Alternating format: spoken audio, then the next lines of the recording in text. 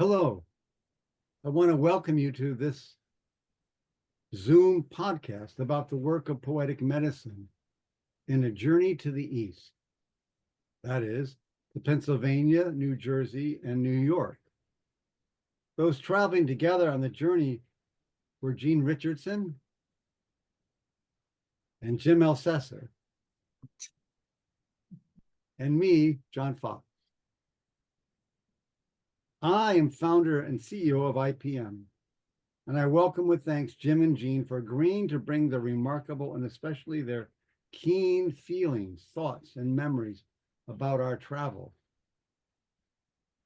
These reflections will include Jim's 70th birthday celebration held at Kirkridge Retreat Center, a talk titled Poetry as a Pathway to Tenderness and Comfort, Truth-Telling, and Transformation at the Unitarian Universalist Fellowship of the Poconos, an amends group that has existed for years, a poetry session evening as part of the Seasons of Healing for women who are survivors of domestic abuse, a poetry session afternoon at Bridgeway Behavioral Health, a poetry session at two Camp Hill communities, Soltane in Pennsylvania and Copake in New York. The program done at both Camp Hills was titled The Art of Listening and Speaking Your Truth. We'll have more to share about Camp Hill soon. You will hear more about all these amazing places, what actually happened, and with who. This is an introduction that has some key points that Jim, Jean, and I recognize and have agreed on, but a conversation which is also expressly intended to be spontaneous. So what I'm saying is we have some questions in mind that we're going to respond to as a way of sharing what our journey was like. The next part isn't exactly spontaneous, but it is important. I would like to introduce Jim and Jean. I have known them both for quite a long time. Given the time we have, I won't go into great detail about that, but I'll say a little. With Jean, our connection echoes back to the courage and trust work of Parker Palmer and her being the executive director at the Kirkridge Retreat Center in Bangor, Pennsylvania. With Jim, we met about 13 years ago at Kirkridge. Jim became a poetry partner for the Institute and our funded program for healer poets working with people at the margins. Then he enrolled in and completed the 3-year, 3-phase poetic medicine training program.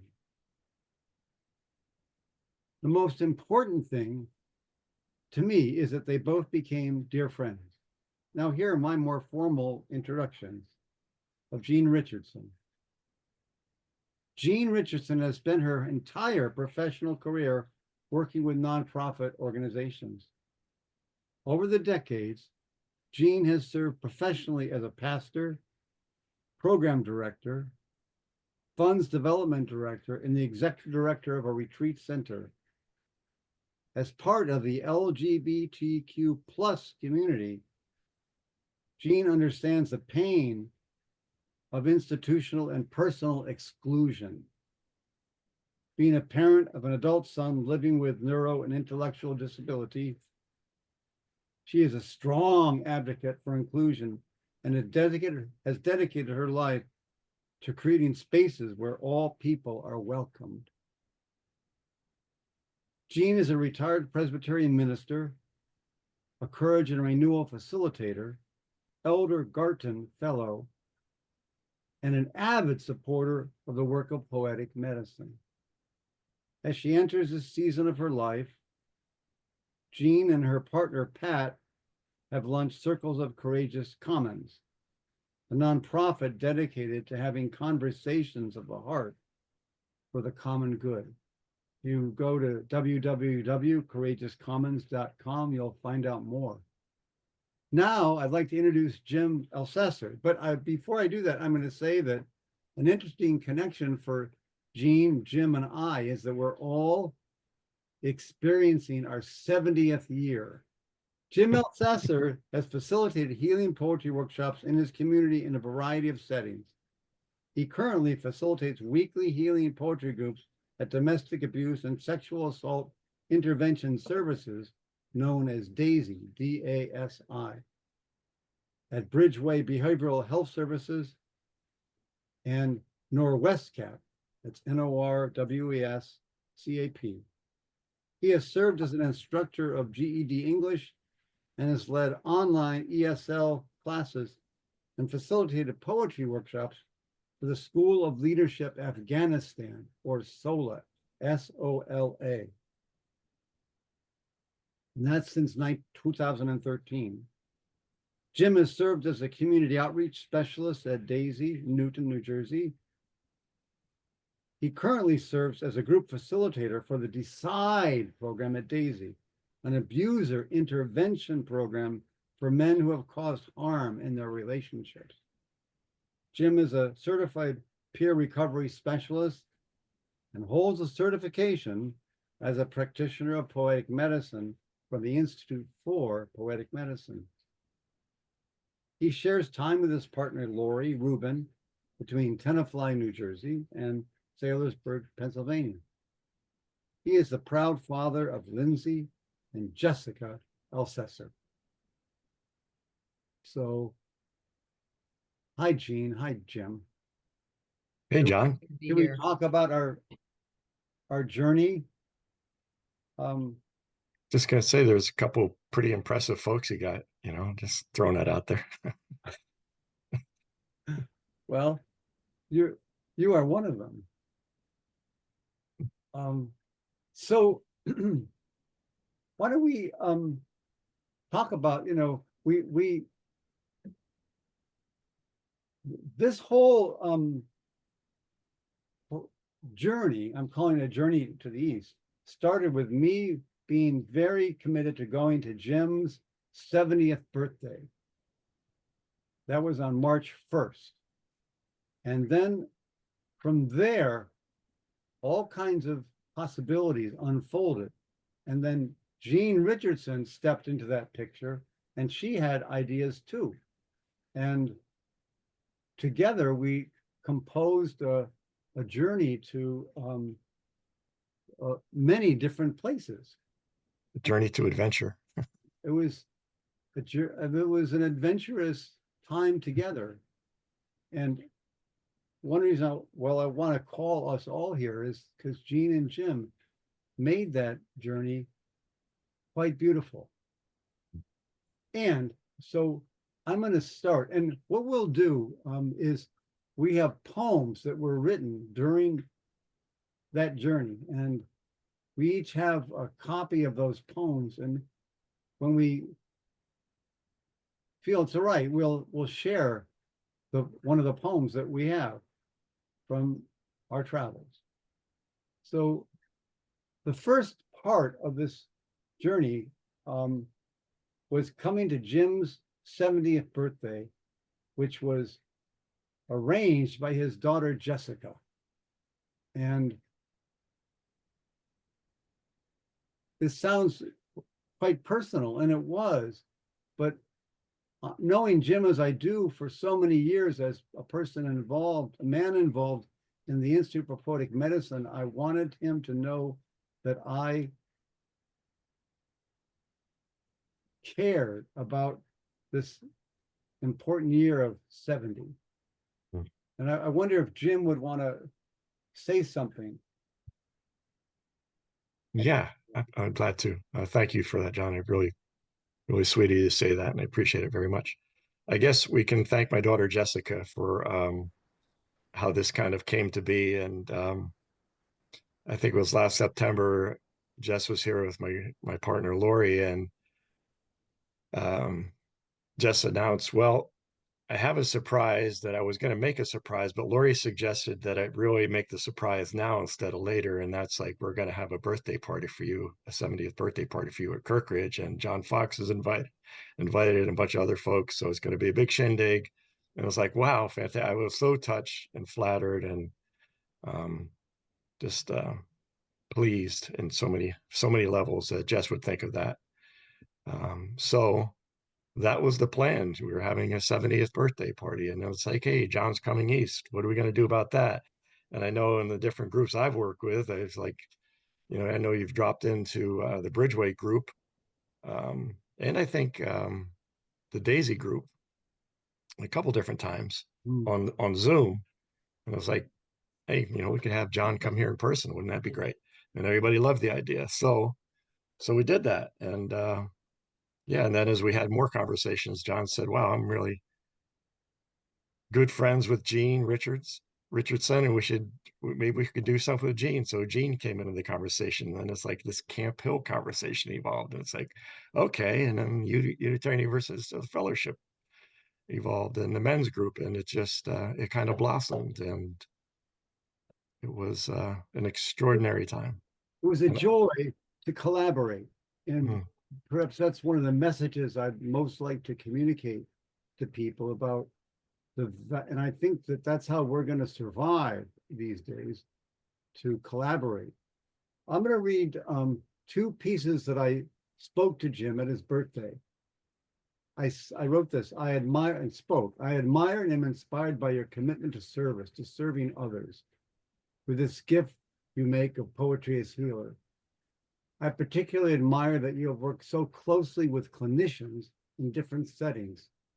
Proslin, Delia, Terry, introducing them to the possibilities, the potentials, and the perfectly sensible creative ways to support and add value to therapeutic work. mm. Yeah, I've been, thank you for that, John. Been blessed with the folks I've had the opportunity to work with, clinicians and just gracious, thoughtful, passionate, giving people professionals who bring that element of understanding of Hmm. whatever it is, psychology or the group dynamics or the clinical aspects that are important and part of this journey. Um, in the sense of working with folks who have been deeply harmed in their lives, Mhm. and that the healing process contains or is composed of different elements, and some of that's um, individual therapy, group therapy, and how poetic medicine weaves so beautifully into those things in terms of the creative process. I think you And said that rather quickly, weave so beautifully into those practices. And I'm so grateful to those clinicians for being open to you and to poetry as something that could perhaps mhm, give, meaning mhm, to the gifts they bring with their clinical skills and gifts. mhm.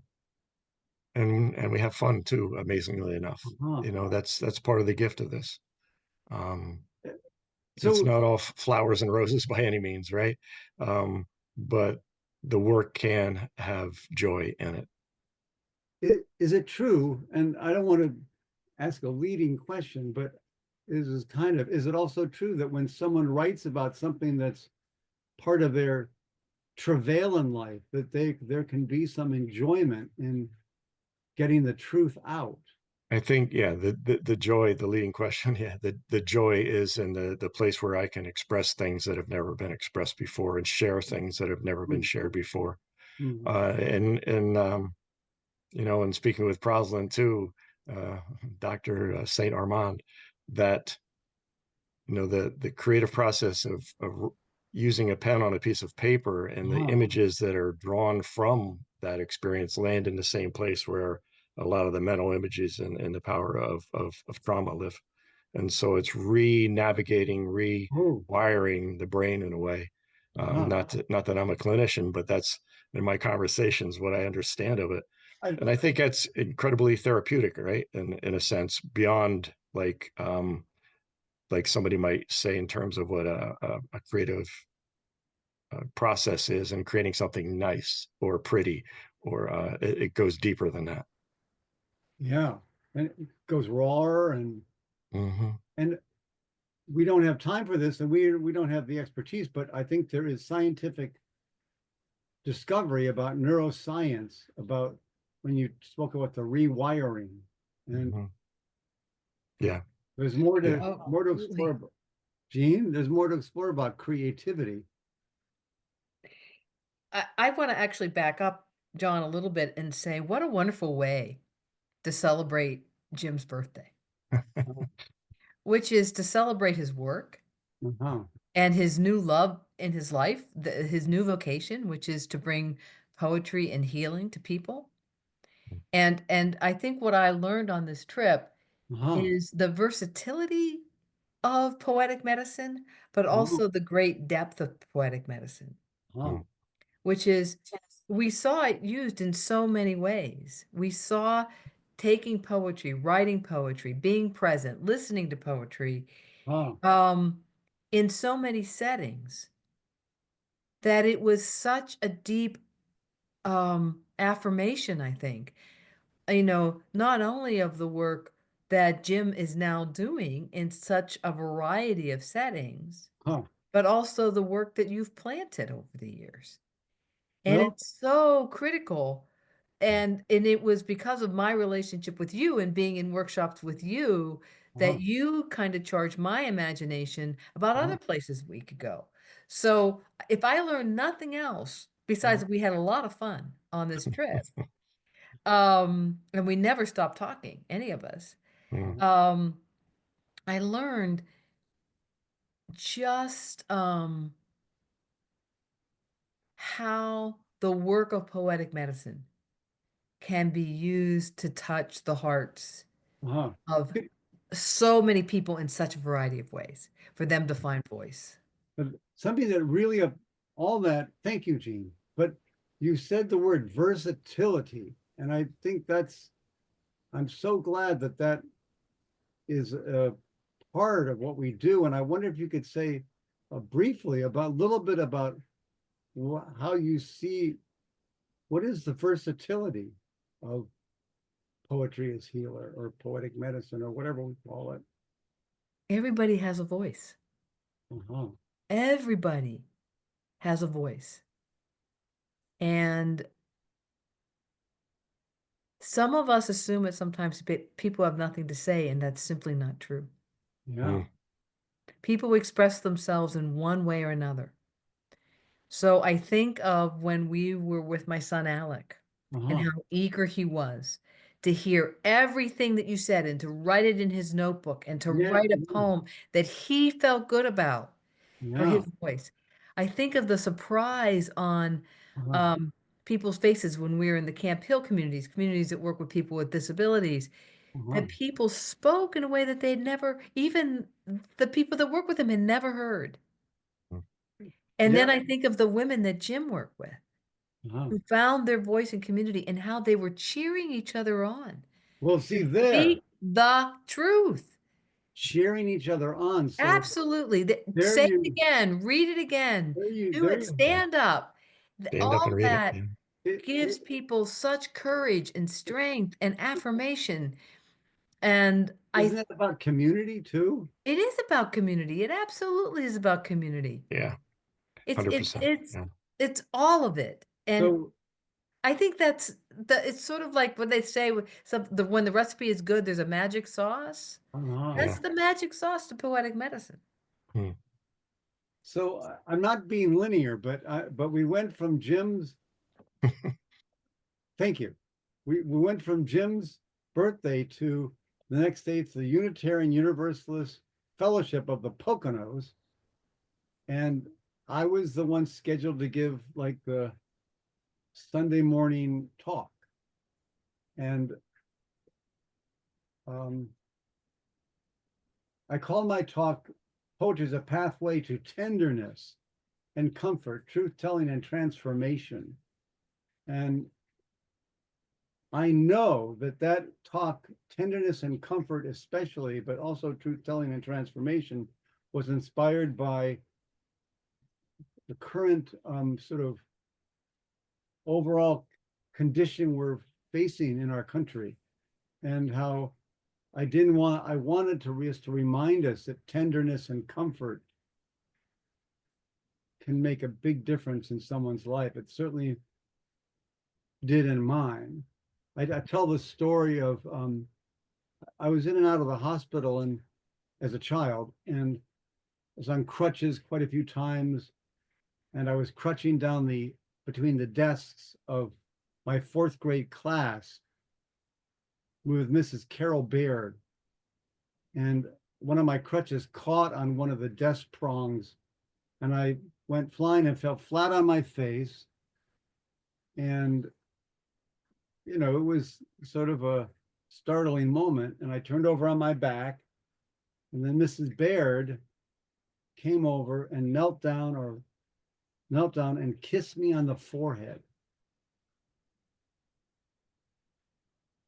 So I was 9 years old, as a child, but she kissed me on the forehead. And that is the one experience I remember from, there's other things that I knew happened in 4th grade, but that expression of tenderness and comfort struck me. Didn't strike me, it touched me. And so that's a talk I gave at the Unitarian Universalist Fellowship. And both of you were there. I feel it evoked something in people. Can we talk about that for a moment?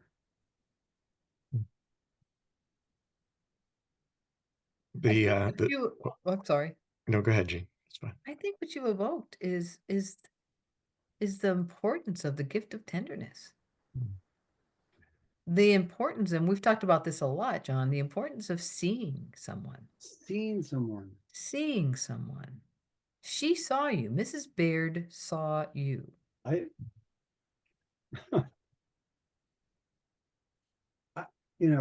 was, what, 50, 60 years ago. It was 60 years ago.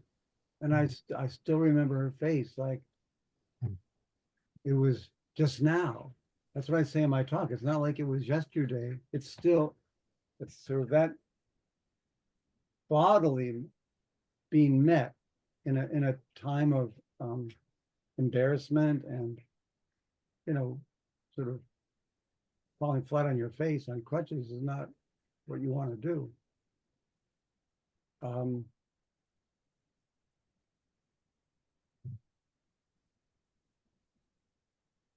To me, that talk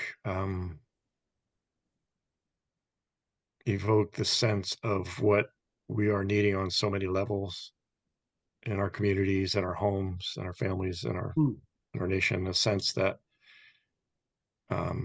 indifference, cruelty have been magnified to such an extent and confusion that those very simple and very human and very relatable stories are essential for us to find our way through these times as much as any time. And that story is sort of a metaphor for what healing poetry is, isn't it? It's taking a moment to slow down and see somebody, to share something with them that on some levels we all experienced. This sounds pretty intimate, but it's a kiss on the forehead.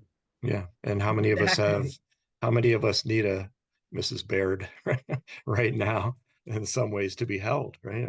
Gregory Orr said when people are in crisis, they don't want words, they want to be held. Poetry holds a moment. That was the poet Gregory Orr. Yeah. Poetry holds our story. Poetry holds our sorrow, our pain. And that's something that communicates in mysterious ways, I guess. A very important time for me, Jim, was you're inviting me into, and Jean couldn't be there, but she was with us the whole time in spirit. But you invited me to your men's group. How long has that men's group met? I first started going around 1995, and it'd been in existence a year or two before that. So it's been pretty much the same group of guys, and a couple more have come on along the way. But yeah, so that was at my home here, and it was filmed by my friend and wonderful filmmaker Renard Cohen. And it was a deeply touching experience where we sat and wrote and shared. And I'll never forget my friend Mark Lichty, who was dealing with some pretty severe health issues at this point in his life, and holding his piece of paper right up to his face so he could read what he was writing, Yes. and then I have reading his poem. I have his reading poem. his poem. Yeah, yeah. So, and sort of, poems have roots. And so at that talk, which Mark at the Unitarian Church, Unitarian Fellowship, which Mark attended, he said to the whole fellowship afterwards, or after I had talked, that he needed to bring more tenderness into his life. So this is the poem he wrote at that men's group. If I could allow the grief to flow, to allow the years of quashed, obliterated feelings to be unleashed, unrestrained by societal norms, I will not judge myself. I will not allow the gaze of others to divert me. I will not erect barriers to that torrent. I will be brave and allow who I am emerge, erect, unashamed, proud to no longer slam the door of my feelings. I will allow that tender part of Mark to flourish. And as a sort of process of poetic medicine or poetry therapy, he was working with a poem called, after hearing a poem called If I Sing, which included the repeated phrases, if I, and then I will, and then I will not. He wove those three phrases, if I will, and I will not, into his poem as a way of helping to facilitate his experience. And that was pretty much the way it was written, huh? Word for word. Word for word. He was focused on with an intensity. I will not judge myself. I will not allow the gaze of others to divert me. I will allow that tender part of Mark. And Jean mentioned surprise some moments ago. And I always feel that surprise is essential to this process. And so I will allow that tender, he was recognizing he had a tender part of Mark to flourish.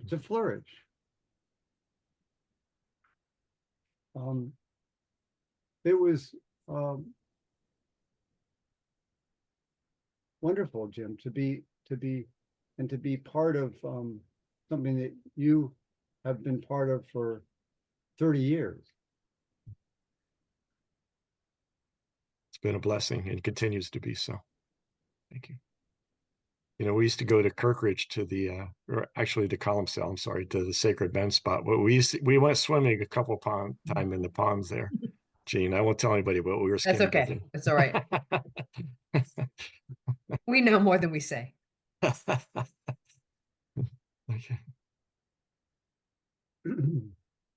So, Jim, say a little bit about, and this is again, I don't know how to communicate this, but we were traveling together in a car going to these different places in Pennsylvania, New Jersey, and New York. And so one of the places we went was Seasons of Healing. Yeah, Seasons of Healing started 3 years ago, I think. It was actually Gwen Federico's idea. My boss at Daisy for a number of years, in the northern part of Sussex County, which didn't receive as many services or as farther to travel. It's a big county for folks. So this was a collaboration between Norwest Cap and Daisy for under-resourced folks.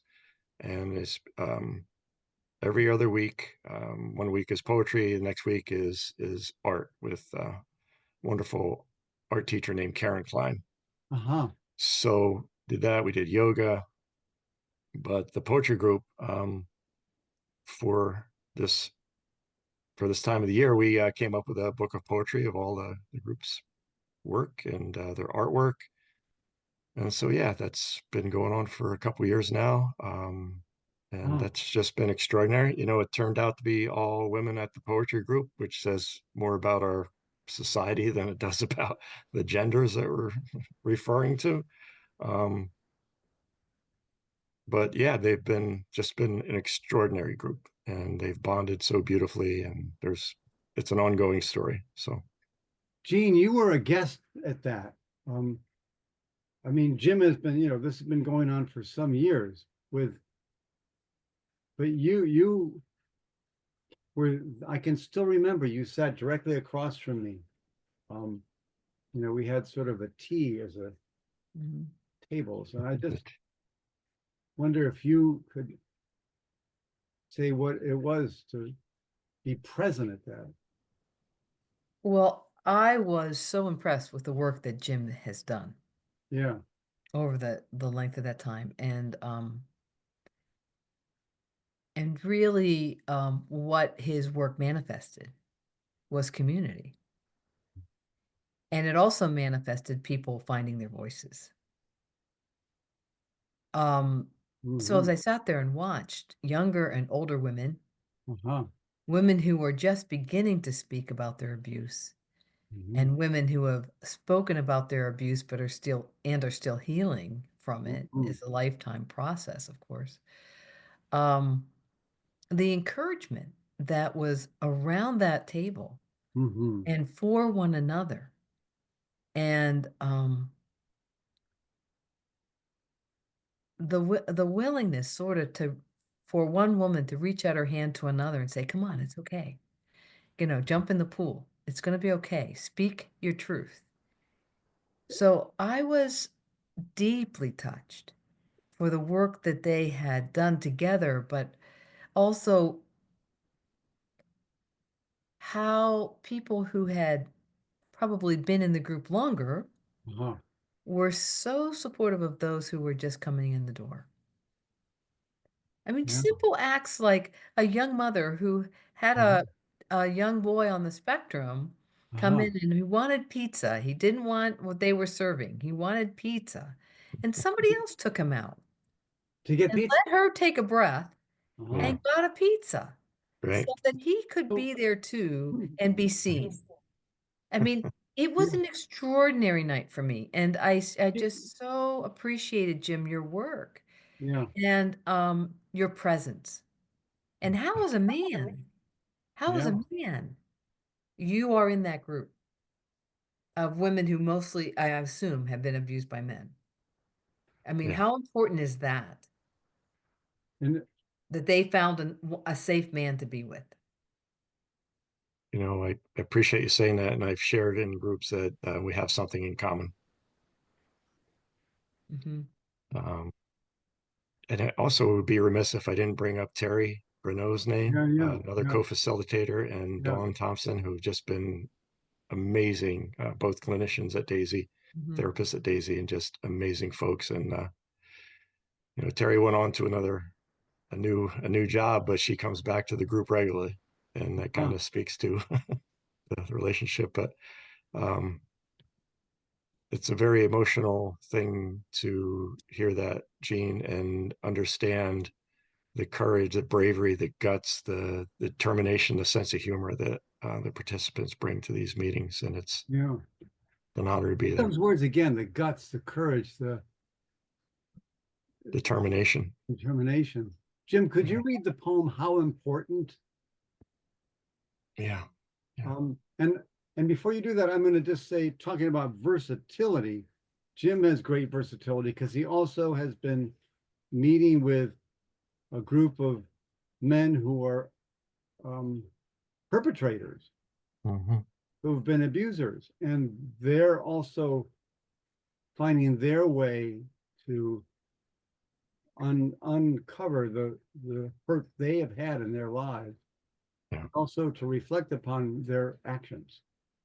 Yeah, that's the Decide program, an abusers intervention program, which has been a part of Daisy for I think over 25 years. Wow. An ongoing program for men who have caused harm in their relationships. A lot of the guys are court ordered, and I work with a fantastic team. And well, thank you, Haley, Morgan, Mike, Rebecca, Jackie, all you guys, past and present. But yeah, here's a poem from Season of Healing, How Important by Sandy. How important is it really that others judge us well, our momentary conclusions to a moment's encounter? Is that enough input to judge? We must be brave to resist being trampled by those in their haughtiness who need to put us down. I hope their inner dialogue is kinder. How wonderful it is to give warmth, respect, and encouragement to strangers, watching surprise, doubt, relief felt. It is a mere flickering flame in a vast dark place. Yes, but a tiny flame is still light.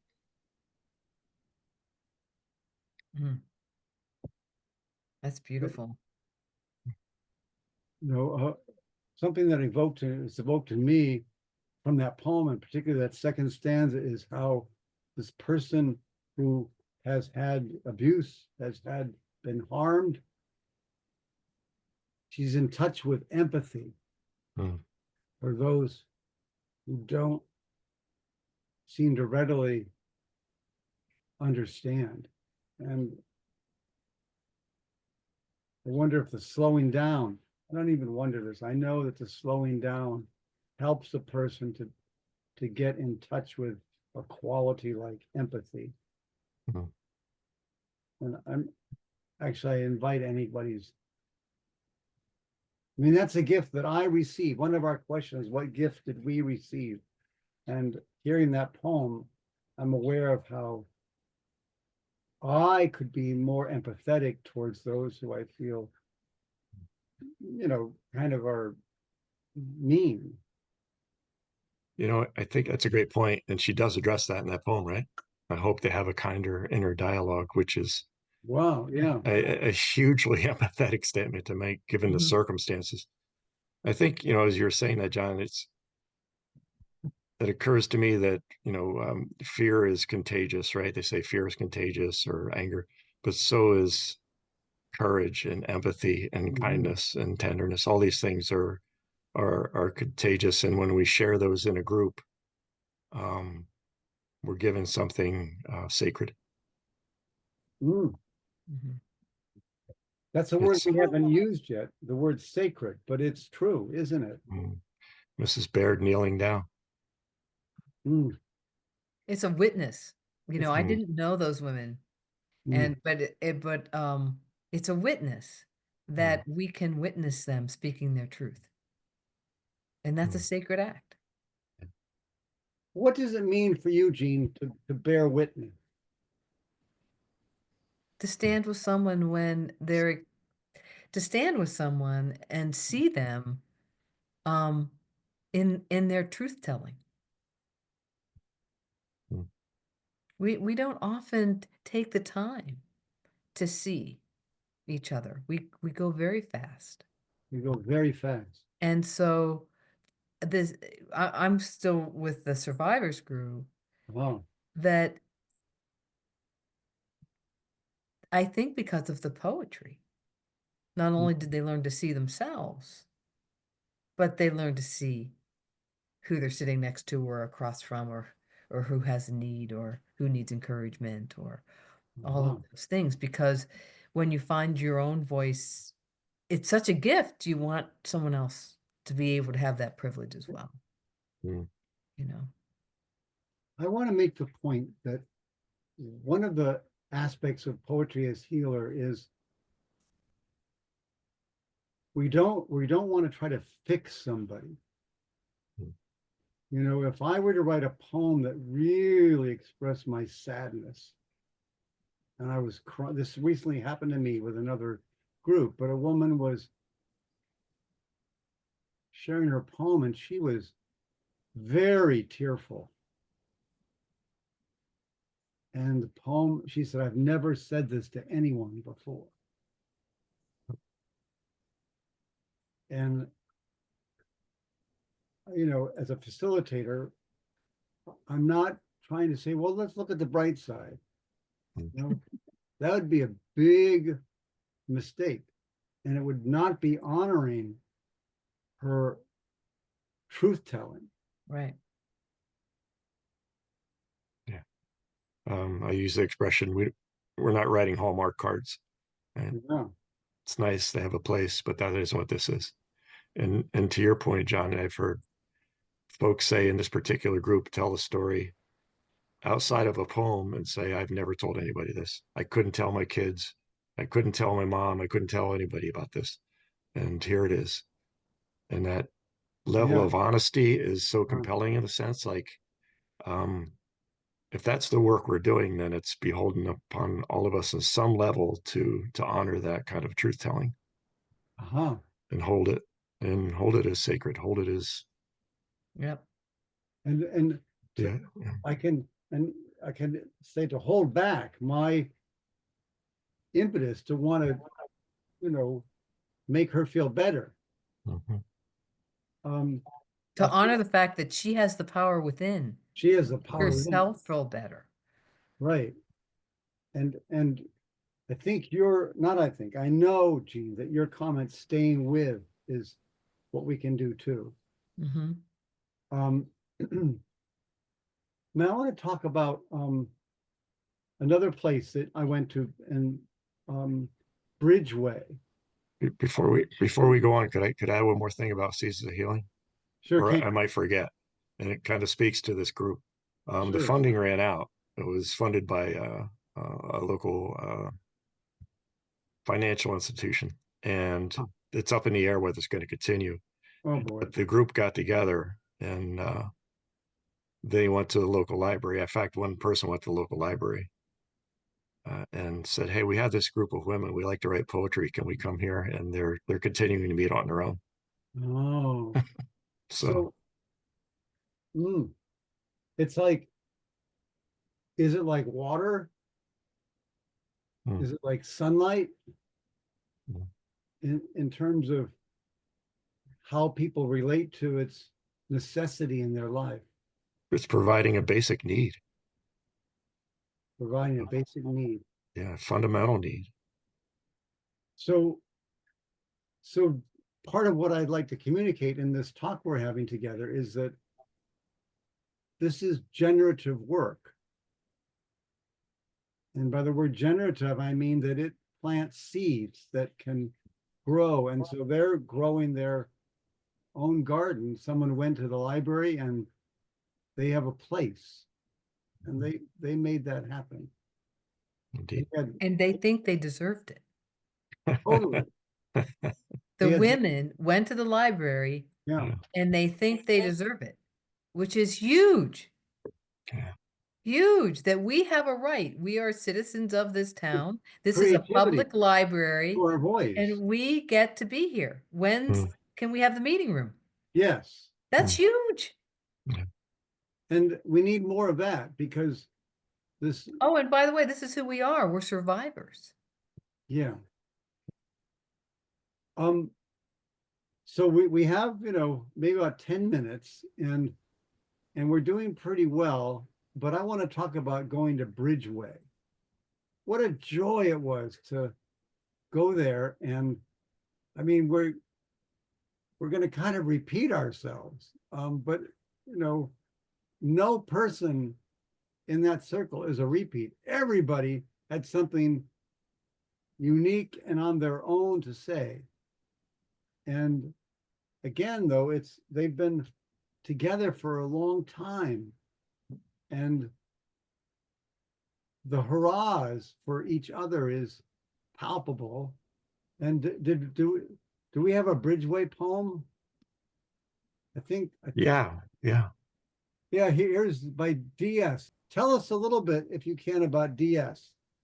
DS is a longtime participant at Bridgeway. I'd say DS is a wonderful soul and elder like Huh, other folks, including me. yeah. And like me, she has a bit of a hearing issue and we have to repeat things and all that. But this came from actually from the affirmations. Oh, And those oh, who are familiar with the affirmations from your book, Poetic Medicine, will recognize the lines that she borrowed.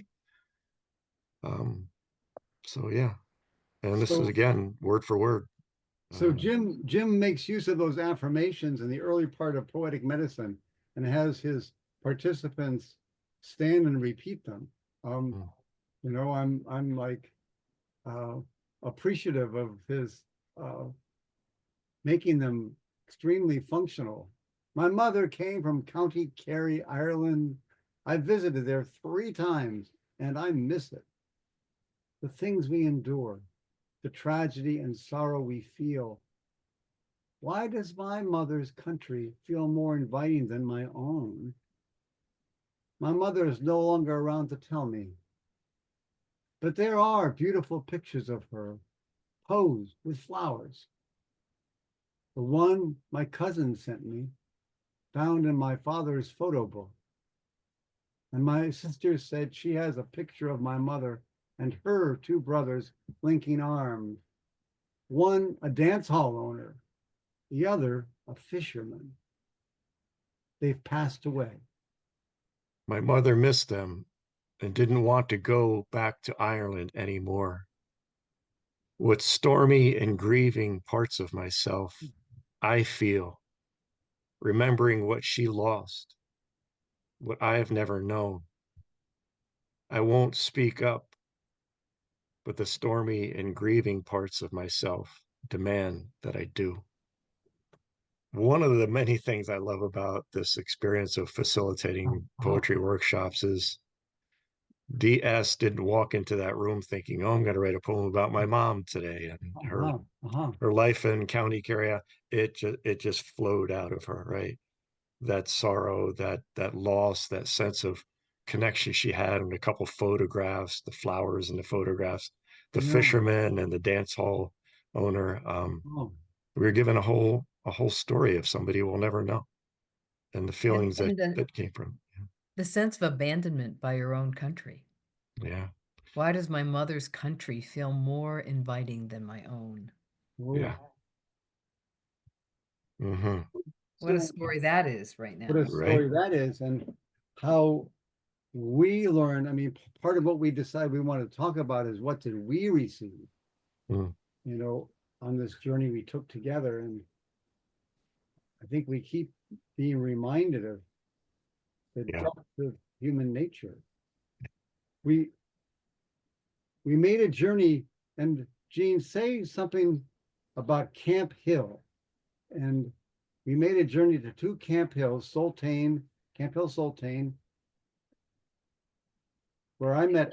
Yeah, I know we have short on time, but so Camp Hill communities in general were started many years ago. They came out of originally most of them were formed in Scotland.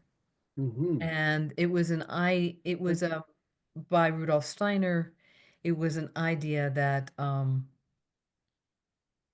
really everybody was on this planet for a reason, and that people who lived with disabilities had gifts to offer. Yeah. And so that communities were formed in a way to have people work together, both neurotypical, non-neurotypical people, wherever they are intellectually, neurologically, whatever. But everybody has a gift to give. I think that's the most important thing. Everybody has a gift to give. Everybody has a purpose. Yeah. Everybody has a purpose. And I think in general, we don't honor that. in our country, Hmm. that you hardly see people with disabilities. They're kind of moved away. We That's how we use the word we marginalized. have ways to test that we cannot have children if we don't want to have children anymore with Down syndrome. There's all sorts of things. But anyway, what I loved about this particular community, Camp Hill Copake, is that it was a village. They call themselves the village of Yeah. 300 people, none of whom get paid. Mhm. They all live in community, and everybody works, and everybody has a job. Everybody is seen. Everybody has a purpose. Everybody is treated. Hey, I mean, it was like a moment in heaven. Like, this is the way humanity really can be with each other. Supposed to be, yeah. Yeah, everybody is met. everybody's Mm. met. And And so, by that John, word, I just knew that poetic medicine, because of how I've watched you meet people and see people, and mhm. because of your sensitivity in your own life with your sisters, Yeah. I knew that this would be just a little bit of a match made in heaven. Well, And it was. it was. And It was. It was such a joyous time. I just wanted more of it.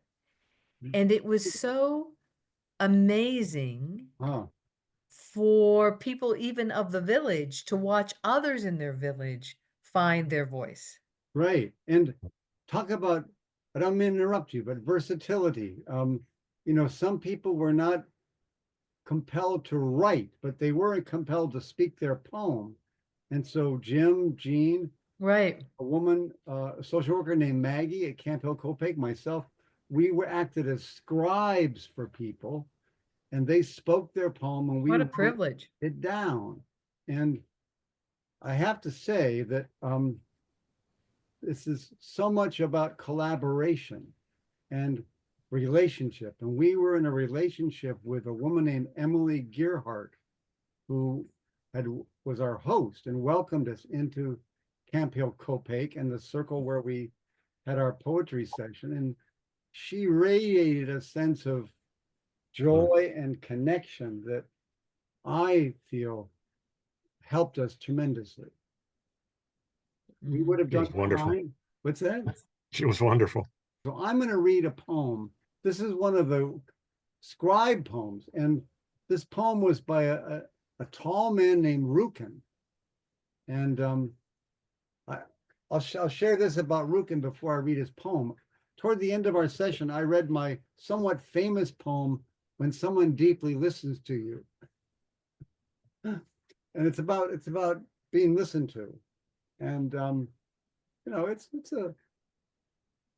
I felt it was a gift to me 40 years ago, actually, when I asked myself, what am I here to learn in doing this work? And so this poem, When Someone Deeply Listened to Me, came to me. I spoke it out loud, and I was actually speaking it to Rukin, this tall gentleman, and all he said was,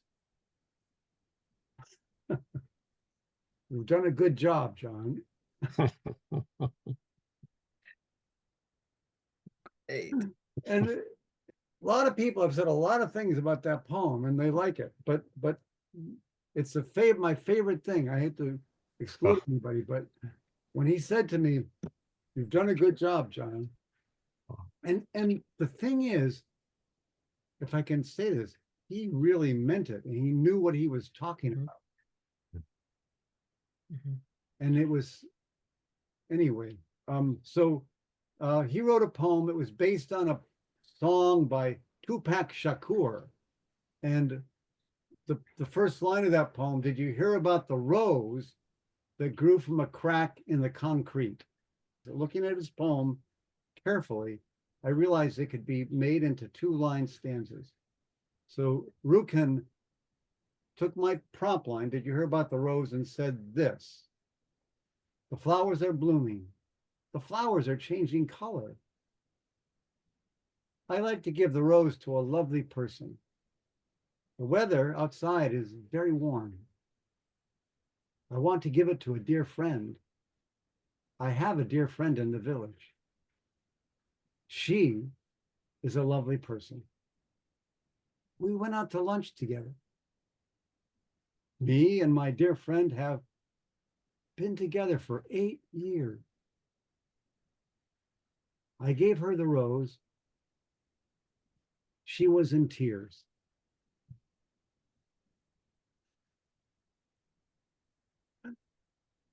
I gave, I gave her the rose. She was in tears. Rukin.